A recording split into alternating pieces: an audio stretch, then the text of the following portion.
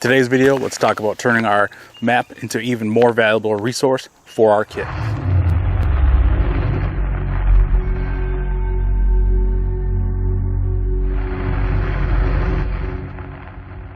So as I said, we will be looking at how we can create even more valuable resource with our map. Now, if you've ever started researching survival skills, bushcraft skills, planning a backpacking trip, or just doing anything that's going to take you outdoors for any activity or recreational endeavor you're going to do, you're inevitably going to come across navigation. And you can go really off into the weeds with navigation. But what I want to start with this video and then a couple follow-up videos is just some basic navigation knowledge that's a good starting point. You know, I get a lot of questions on, you know, what's the best way to learn navigation, or what are the most important things to know when it comes to navigation. And there's a lot that can go into it, but you can really simplify things. And that's kind of my game plan as an instructor, as a teacher, as a coach, is to break things down so simple that a kid can do it.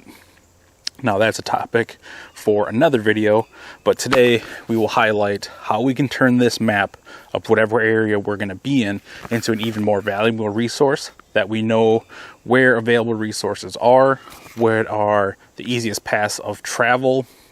If we frequent that area, now we have a resource to get to certain resources or to get to certain places extremely quickly, because now we're basically creating a roadmap to those locations.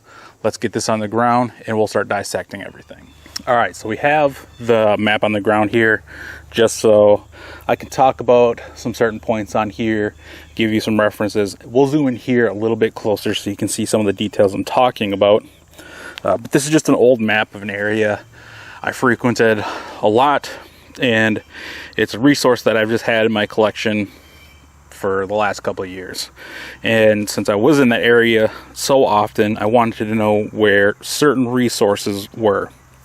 Now, the thing with maps is we can make these for not only wilderness areas, but we can also do these for urban settings as well, so that we know, all right, this is, let's just say, for instance, out over here, I know that there is, you know, a police station, a hospital, and a fire department. My house is down here, so if there was ever an issue, I know I can go here to get help, or that help would get to me right away. I know over on this side of town that this is where my job is. This is where, you know, some local resources are. This is where the transit system, so forth and so on. But this map here, we're going to be looking at a wilderness area. Now, you can see that up the line here, and then up the line here, I have lines and I have multiple markers there. Think back to what I said earlier in the video, that we're basically creating a road map. So the way I set up this map was not only understanding, all right, what are the distances on the map itself that I would have to travel along these trails, roads, highways, but at what points are there exits or places where I can go in, get a resource, come back, and be on my merry way. So that's something you have to consider when you're setting up a map. You know, if you can do some overtop or from top down from Google Maps, Guide GPS, Google Earth, you know, all those will be able to give you resources that you can kind of pick out, but obviously being on the ground is going to give you a lot more information of knowing, hey, I can get a tender resource here, I know this spot here, that is where a trail comes out, and I can get up this trail even quicker. So that's kind of the premise of what we're doing with this map. Like I said, it can work for both wilderness and urban settings. Zoomed in to the map a little bit more so we can kind of see this area here. Now, if we look on the map here, it says camp. So I know that, hey, this is going to be my starting point, or this is going to be my base camp. Hey, this is my house. These are the paths I can go to get to a cache if I'm in an urban situation, or hey, I'm in a wilderness area, or I'm out on a trail, but I know, hey, if I go up here, I can get water at this source, so forth and so on. So I always start off by marking my base camp, where I'm going to be primarily if I frequent the area very often and I like to camp in that spot. I can always come out here and put additional, base camps or camping locations, but I always at least start off with one. You could even put this as where you're parking for a particular trip. But I know out to this road here is about 200 meters from my camp. So now instead of having to shoot this with my compass and navigate all the way up, since I've already predetermined what the distance is, I can say, hey, if I'm looking at this map upside down, if I go west, northwest, about 200 meters, I'm going to hit this road, and then I can go up, so forth and so on. We'll dive into pace counts, pacing beads, using a compass, all that in another video, another couple of videos here. But I know from my camp here, I have another top of a ridge here, or top of the hill, so I can mark that as another jump off point. And then down here where it says pipeline, I know at the end of that E is a little trail that'll get me out onto this other highway. If we're looking at this directionally, I got my western highway, I got my eastern highway. So if I have to get out over here to collect water, to collect resources, to start fires, do projects, or get farther up the trail to another campsite, now I know, hey, I come up about 135 meters to the top of this hill, I go over another 200 meters to the east, southeast-ish, and I hit the highway here and I'm off and running. So that's kind of understanding a couple of these points here. You can see that I have multiple things written on here. So up here I have church, turnaround written on here in red. For me, how I kind of color coded it was red was fire, naturally. Out over here, hopefully that comes up on here, is green. It just says Arrowwood. So I know that that's a wood resource or a project resource. And then further up on the map, which I don't think I have in view, but up here in blue, I have a water crossing, just to signify in blue that, hey, this is water. Now, you can go really in depth and have a million different colors on here, but I wanted to keep this extremely simple. I did a video about a year, maybe a year and a half ago, maybe even 2 years ago, about my navigation kit, and it really hasn't changed ever since that video. I keep it pretty consistent so I know what tools I have available to me, and I can use those as I see fit. So the markers I just have red, green, and blue, and then black, obviously, and then a correction pen, if you go back and look at that video. But if you look up here, you'll see all these little dashes that come off. Let me get this back in view. All these little dashes. And that's just, I was marking a creek there, so I know the distances, kind of mapping that. Not necessarily something you have to add to a map, but if you're really trying to get a complete layout of what's on the area you're in, what's on the property, those sorts of things, you can nail that down. Now, let me unfold this a little bit here. So, as we look at this, kind of getting up past that top part of where we were, obviously I still have some more resources all throughout this. I marked a trail here, so I know, hey, this dotted line is going to signify a trail on a map.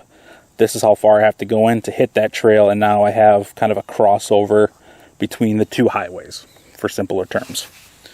Up here, start when we get into some hilly situations, or hilly areas, I should say.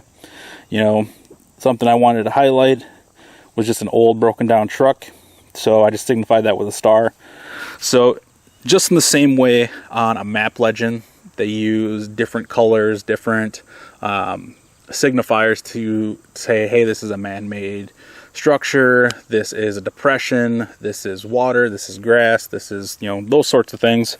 You can do the same thing by kind of creating your own legend. So any kind of just like point that I wanted to highlight as a point of interest, I just put a star. Simple enough. I could do that with camp, but I just put a triangle there.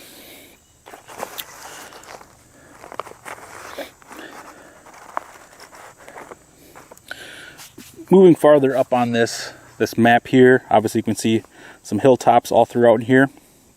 I just highlighted a few different things because we can see I do have a water source here. Back over here where it says Flint Run, I signified that there's a waterfall back there because I would collect water there if I'm out in this area quite a bit. If we look, get this over here, all the way over here, which is way off our highway, and I didn't really mark that because there were some trails back there, but I found a huge tinder resource back in here that I would hit up every once in a while to collect some stuff. So just kind of running through that whole area, you know, you can see that I have all sorts of different resources marked on here. A thing that I did was I used Gaia GPS to even add an additional layer. There's even more points on that app for myself that I didn't really put on here, but I put some of the most important ones I felt on this map, so it gives me a lot of information that I don't have to sit there and, you know, hope that I find, or, you know, have to do a lot of searching to find those resources. I know, hey, I come straight up here, I can hit tinder here, I can collect water over here and be back to camp in no time. Now, there's plenty more that I could go into when it comes to maps. You know, I can break down the colors that on the map, the legend itself on a map. Let me see if I can find one for this one. This one, not seeing quite what I want to show you, but that'll be another video that we'll dive into. I don't want to make these navigation videos too long and convoluted, because a thing with navigation is if you add too much information too quickly, it tends to overload people. So I tend to make my lessons when I teach easily to break down and understand, that you can go back and kind of understand it in simpler terms. And as you understand that skill and really start to hone that in and get a really proficient grasp on it, you can dive deeper into the technical terminology and more of the technical skills that go into navigation. But starting points, have a map of the areas you're going to be in frequently, the areas you're going to operate in frequently. Not to sound tactical, but you know, that's basically what we're doing, is we're going to be working in an area if we're there regularly, like the area I am in now.